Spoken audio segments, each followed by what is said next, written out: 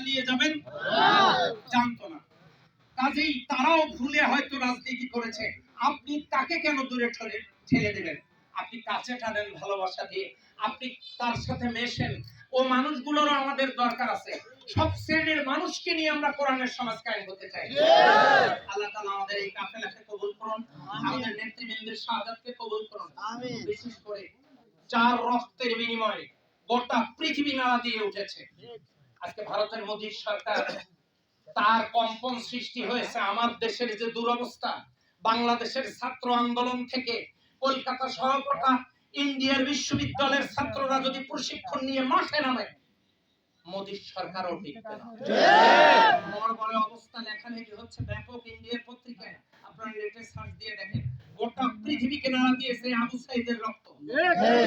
পীরগঞ্জের কথা আলোচিত হয় গোটা বাংলাদেশে। তাহলে যে পীরগঞ্জে আবু সাইদ রক্ত দিল একটা ন্যায়ের জন্য, একটা অধিকার প্রতিষ্ঠা করার জন্য, সেই পীরগঞ্জের মানুষ কোরআনের সমাজের জন্য রক্ত দিতে কি আমরা রাজি আছি? আমরা কাঙ্ক্ষিত লক্ষ্যে পৌঁছতে পারবো।